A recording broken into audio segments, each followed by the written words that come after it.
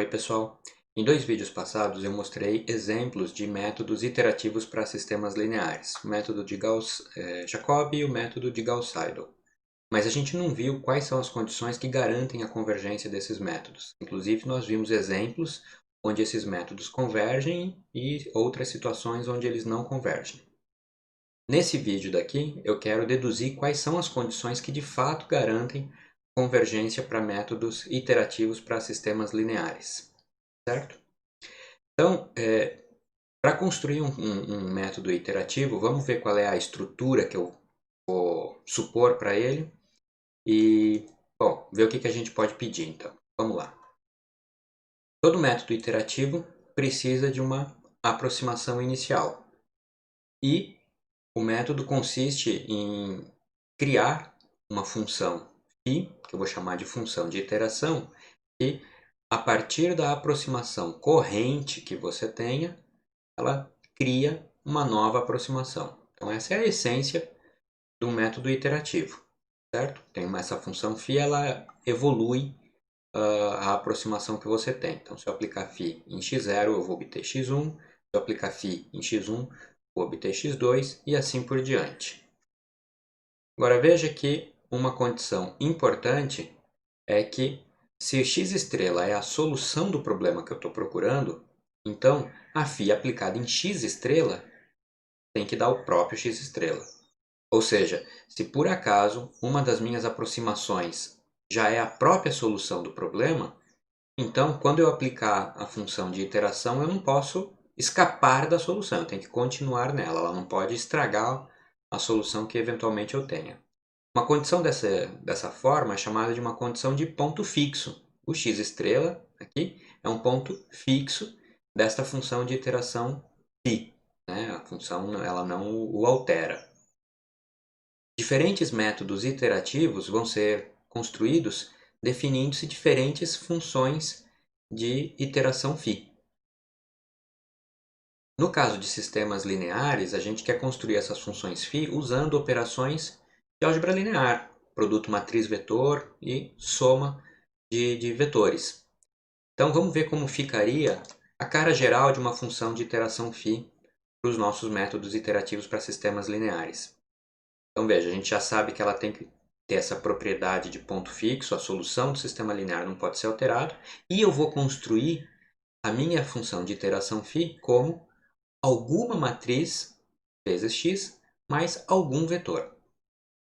Então o meu método iterativo vai ser, em essência, iniciar por uma aproximação inicial, x0, e depois construir a minha sequência de aproximações aplicando essa função φ à aproximação corrente. Então, φ em xk vai ser sempre uma matriz constante, B por xk, mais C.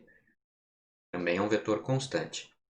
Métodos que têm essa estrutura a gente chama de métodos iterativos estacionários, né? Ou seja, quando a matriz B e o vetor C estão constantes durante todo o processo, esse método é conhecido como um método iterativo estacionário. São os métodos, por exemplo, de Gauss-Jacobi e Gauss-Seidel que a gente viu nos exemplos anteriores. Depois, em outro vídeo, eu vou mostrar como é que esses métodos se encaixam nessa estrutura.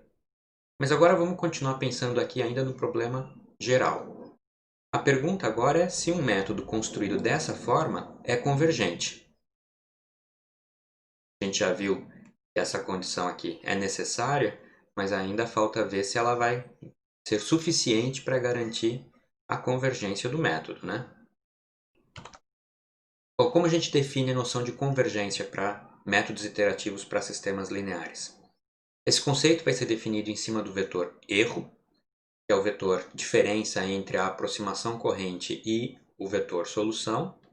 E para saber se esse erro está indo a zero, eu vou olhar, grosso modo, para o tamanho dele. O que quantifica o tamanho de um vetor, em álgebra linear, são as funções norma. Então, para isso, a gente tem que observar se a norma do vetor erro vai a zero.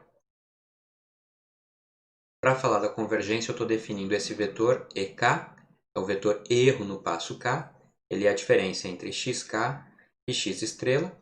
E para saber se esse vetor está indo para zero, o que eu vou fazer é olhar para a norma dele.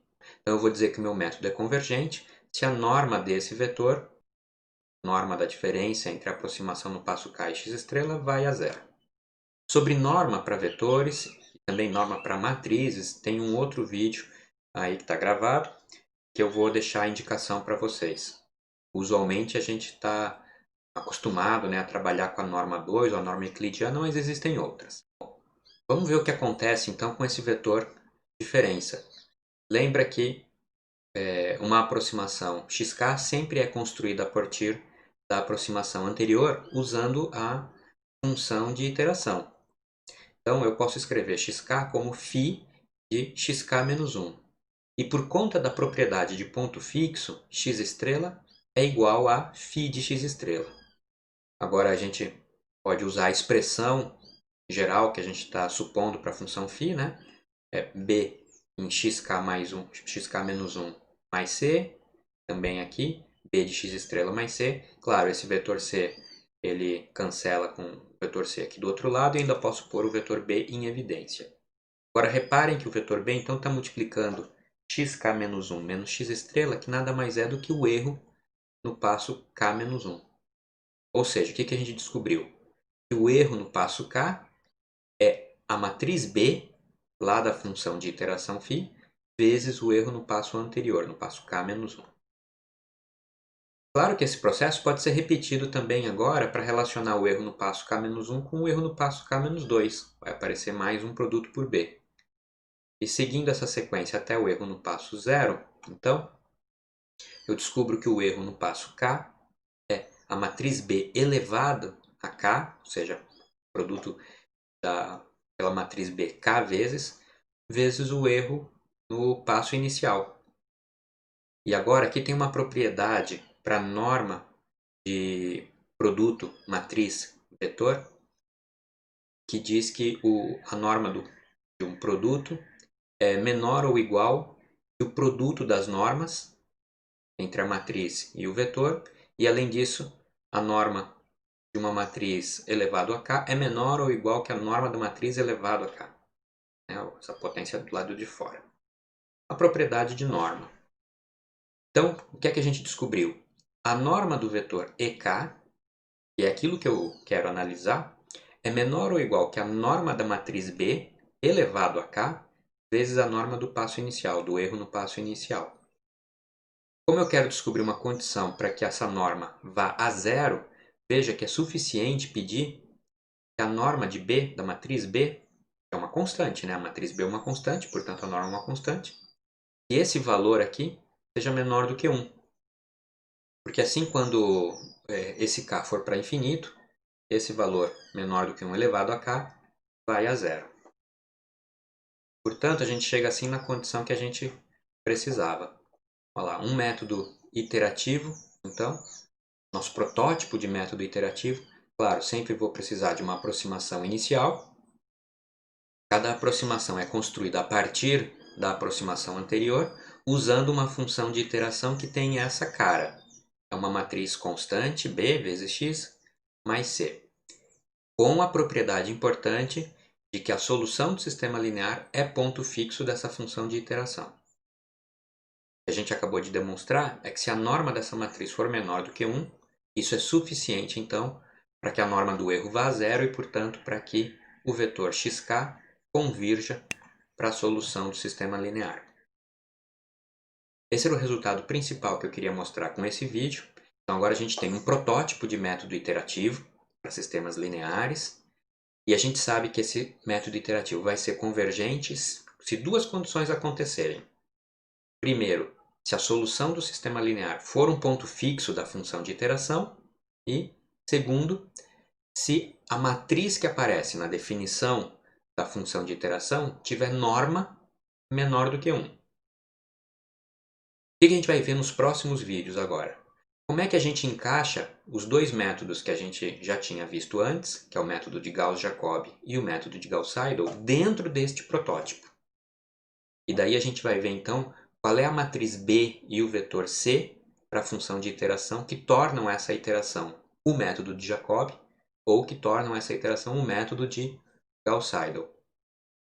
E daí depois, conhecendo as matrizes B em cada um dos casos, a gente pode descobrir ou verificar se a condição de ter norma menor do que 1 está sendo satisfeita ou não, portanto garantindo a convergência ou não. Tá certo? Mas isso a gente vai fazer em outro vídeo. Até mais, pessoal!